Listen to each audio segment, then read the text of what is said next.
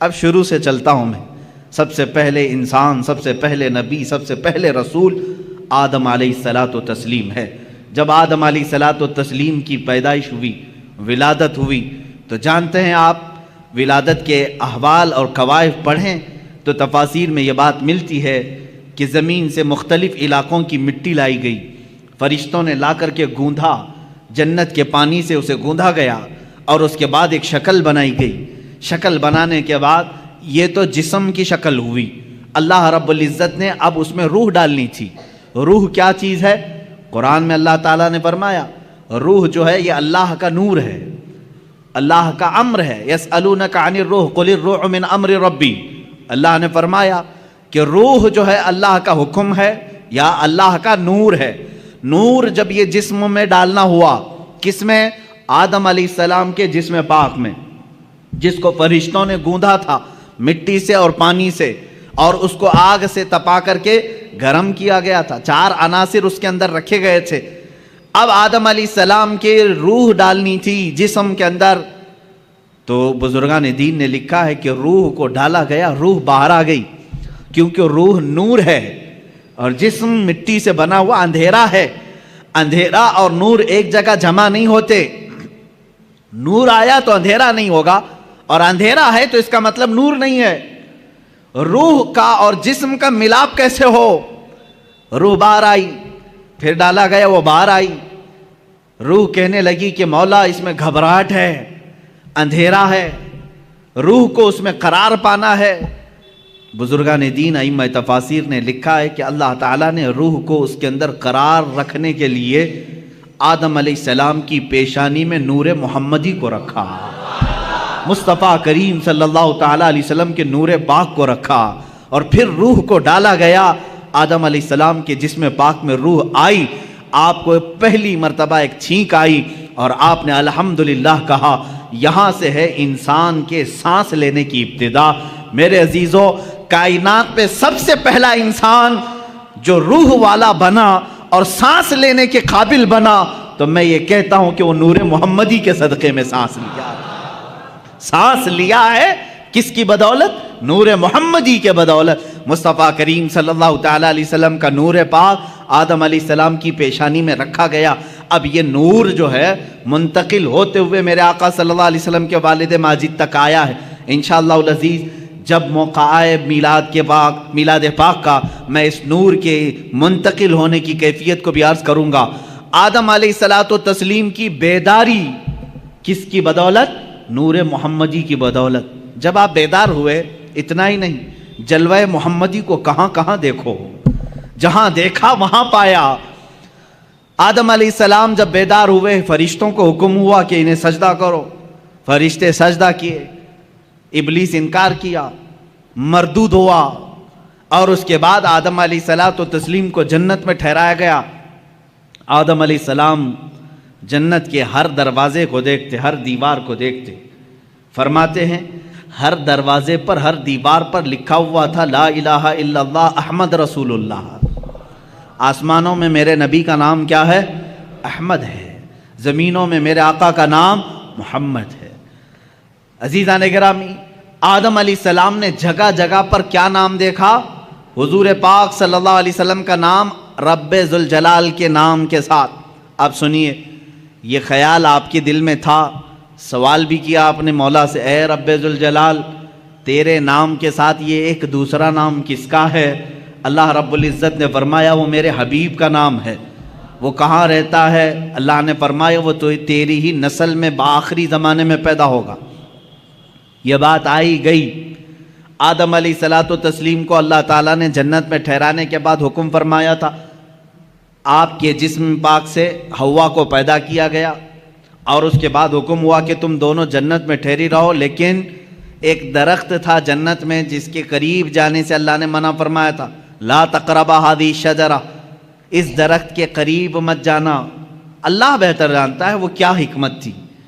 اس درخت کے متعلق بڑے الگ الگ اقوال ہیں، وہ کون سا درخت تھا، کس پھل کا درخت تھا، لیکن بس اتنا تھا کہ اللہ نے وہاں جانے سے منع کیا تھا. ابلیس جو کہ شیطان ہو چکا تھا، اللہ نے اسے راندہ بارگاہ کر چکا تھا اور مردود بنا دیا تھا. ابلیس کا کام یہ تھا کہ وہ چیلنج کر دیا تھا اپنے رب تعالیٰ سے کہ میں اب آدم اور اس کی پوری اولاد کو گمراہ کرتا رہوں گا۔ اللہ تعالیٰ نے فرمایا کہ تجھے قیامت تک کا موقع ہے، جتنے لوگوں کو گمراہ کر سکتا ہے کر۔ ابلیس وہیں سے ابتدا کرتا ہے، آدم علیہ السلام سے ہی وسوسے ڈالنا شروع کیا۔ فوسوس لہما الشیطان، قرآن میں ہے ان دونوں کو وسوسہ ڈالا شیطان نے۔ کس کو؟ آدم علیہ السلام اور حضرت حوا کو، ہماری ماں کو اور ہمارے باپ کو وسوسہ ڈالا یہ کہہ کر کے کہ تمہیں معلوم ہے اس درخت کے قریب جانے سے کیوں منع کیا ہے تمہیں اللہ نے؟ انہوں نے پوچھا کیوں؟ کہا اگر تم یہ درخت کا پھل کھا لو گے الا ان تکونا ملکین او تکونا من الخالدین، اس نے کہا کہ اگر تم یہ پھل کھا لو گے تو یا تو بڑے معزز فرشتے بن جاؤ گے یا تو ہمیشہ جنت میں ہی رہو گے، اور جو نہیں کھاتا وہ جنت سے نکل جائے گا۔ ان کو ایسا لگا کہ جنت چھوڑنا نہیں چاہیے۔ تو ہو سکتا ہے انبیاء کرام علیہ السلام کی بات ہے، میں بڑے ادب سے یہاں کہوں گا، آدم علیہ السلام اور حضرت بی بی حوا کے درمیان بات چیت ہوئی، آخر کار وہ پھل کھا لیے، قریب بھی گئے، پھل کھا بھی لیے، اور اللہ رب العزت کا عتاب ہوا۔ اللہ نے فرمایا اب اترو، تم زمین پر جاؤ۔ زمین پر اتار دیا گیا، دونوں کو الگ الگ اتارا گیا۔ حضرت آدم علیہ السلام کو اللہ تعالیٰ نے سرندیب پہاڑ پر اتارا، بی بی حوا کو جدہ میں عرب کے علاقے میں اتارا، دونوں الگ الگ زندگی گزارتے رہے۔ لیکن آدم علیہ السلام کو اس پھل کے کھانے پر افسوس رہا، روتے رہے، توبہ کرتے رہے، بار الہ تو نے منع کیا تھا میں کھا لیا، تو مجھے معاف کر۔ آدم علیہ السلام سب سے زیادہ رونے والوں میں شمار ہوتے ہیں، اتنا روئے تھے کہ تقریباً 300 سال کا عرصہ گزر گیا تھا۔ آدم علیہ السلام نے بے انتہا آہو بکا کی اللہ کی بارگاہ میں۔ اب مجھے جو بات عرض کرنی ہے یہ پورے واقعے میں وہ اب حاصل کلام یہ ہے، آدم علیہ السلام 300 سال روتے رہے، جنت میں رہے، جنت سے اترے، زمین پر آئے، 300 سال رہے، روتے رہے، اللہ کی طرف سے کوئی پیغام نہیں، توبہ قبول ہوئی نہیں ہوئی اس کے متعلق کوئی اشارہ نہیں۔ 300 سال کے بعد خود اللہ قرآن میں فرماتا ہے ہم نے آدم کے دل میں ایک بات ڈال دی۔ وہ بات کیا تھی؟ فَتَلَقَّى آدَمُ مِن رَبِّهِ كَلِمَاتٍ، اللہ نے آدم علیہ السلام نے اپنے رب سے کچھ کلمات سیکھ لیے۔ وہ کلمات کیا تھے؟ آدم علیہ السلام 300 سال پہلے کی بات یاد کرنے لگے، جب اللہ نے میرے جسم میں روح ڈالی اور روح سے میں بیدار ہوا، جنت کی ہر کھڑکی ہر دروازے پر میں نے ایک نام دیکھا تھا میرے خدا کے نام کے ساتھ، یہ بات یاد آئی، وہی کلمہ یاد آیا، وہی کلمہ یاد آیا جو جنت کی ہر در و دیوار پر لکھا ہوا تھا۔ تب آپ نے عرض کیا اے مولا جس کا نام تو نے اپنے نام پاک کے ساتھ لکھا ہے، اگر وہ تیرا محبوب ہے تو اس کی بدولت میری توبہ کو قبول فرما لے۔ اللہ رب العزت نے فوراً جبرائیل امین کو بھیجا اور فرمایا فتاب علیہ، اللہ نے تمہاری توبہ قبول کر لی۔ اللہ توبہ کے قبول ہونے میں اتنی سرعت، اتنی جلدی، اتنی تیزی اگر کسی نام کی وجہ سے ہے تو محمد عربی صلی اللہ علیہ وسلم کی۔ قرآن نے یہی کہا ہے اگر اے مومنو اگر تم اپنی جانوں پر ظلم کر لو، گناہ ہو جائے تو کہاں آؤ؟ قرآن میں ہے مسجد میں آؤ نہیں، کعبے میں آؤ نہیں، اے مومنو تم میرے رسول کے پاس آؤ، جاؤکا، اے رسول یہ تمہارے پاس آ جائیں، اور اگر آپ ان کے لیے سفارش کر دیں تو اللہ ان کی توبہ قبول کرے گا۔ اب اندازہ کریں آدم علیہ السلام کی توبہ قبول ہوئی، برکت کس کی تھی؟ محمد عربی صلی اللہ علیہ وسلم کی۔ مصطفیٰ کریم صلی اللہ تعالیٰ علیہ وسلم کا نام پاک آپ نے لیا اور دعا قبول ہوئی۔ اب سنیے ایک اور مزے کی بات، بعض روایات میں یہ بات ملتی ہے کہ آدم علیہ السلام خوش ہوئے، جبرائیل آئے جنت سے پیغام لے کر، اللہ تعالیٰ نے آپ کی توبہ قبول فرمائی۔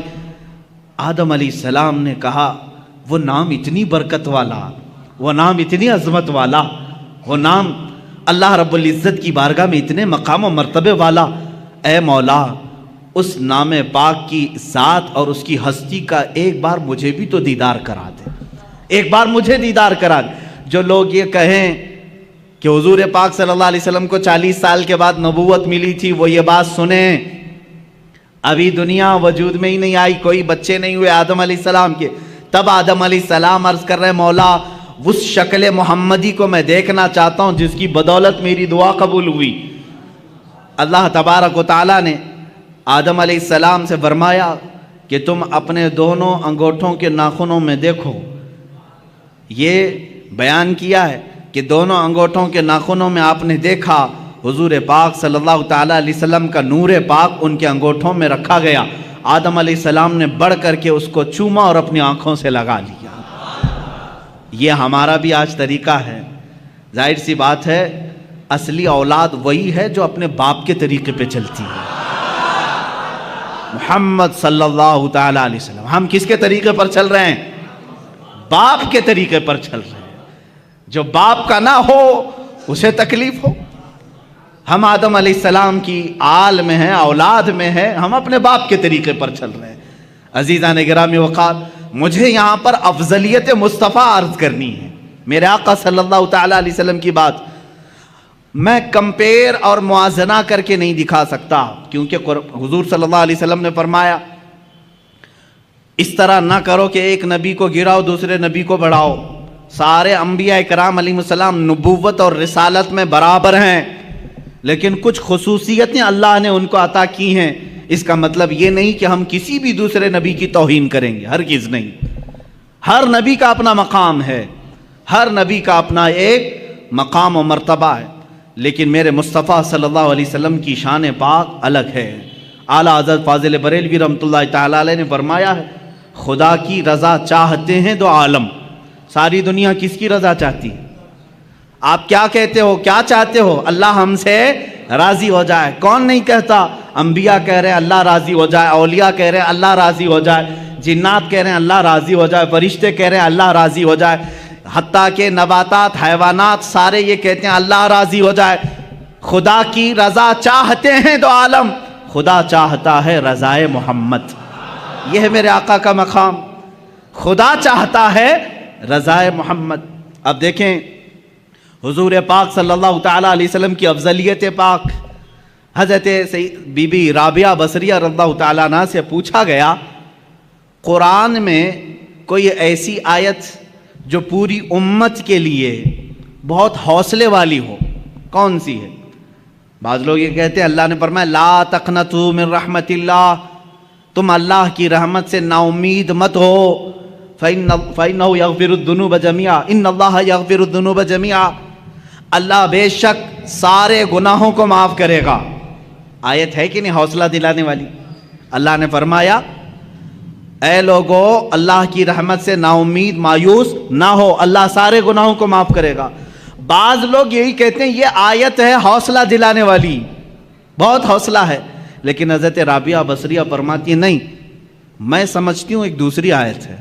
پوچھا گیا وہ کون سی ہے؟ کہا سورہ والضحیٰ میں ہے، اللہ تعالیٰ نے فرمایا وَلَسَوْفَ يُعْطِيكَ رَبُّكَ فَتَرْضَىٰ، اے رسول ان قریب آپ کو آپ کا رب اتنا دے گا کہ آپ راضی ہو جائیں گے۔ کہا اس میں امت کی کیا بھلائی ہے؟ سوال کیا تھا؟ امت کے لیے، تمام انسانوں کے لیے حوصلے والی کوئی آیت ہے، بخشش والی کوئی آیت ہے؟ تو وہ بعض علماء نے کہا لا تقنطوا من رحمت اللہ، یہ آیت ہے رحمت کی، اللہ کی رحمت سے مایوس نہ ہو، اللہ سب گناہ معاف کرے گا۔ اس سے تو سمجھ میں آ رہا ہے کہ لوگوں کے گناہ معاف ہوں گے، لیکن رابعہ بصریہ فرما رہی ہیں نہیں، آیت یہ ہے رسول کو اللہ فرما رہا ہے اے رسول آپ کو اللہ اتنا دے دے گا کہ ان قریب آپ کو اتنا دے گا کہ آپ راضی ہو جائیں گے۔ تو اس میں تو رسول کی رضا کی بات ہے، یہاں تمام انسانوں کا کیا بھلا ہے؟ حضرت رابعہ بصریہ فرماتی ہیں اس لیے کہ ہمیں معلوم ہے رسول اس وقت تک راضی نہیں ہوں گے جب تک سب کی بخشش نہ ہو جائے، جب تک سارے ایمان والوں کی بخشش نہ ہو جائے تب تک رسول راضی نہ ہوں گے۔ یہ سب سے بڑی آیت رحمت ہے کہ رسول کی رضا جب تک نہ ہوگی اللہ دیتا رہے گا، دیتا رہے گا۔ عزیزان گرامی، افضلیت مصطفیٰ صلی اللہ تعالیٰ علیہ وسلم، انبیاء کرام کو جو مقامات ملے،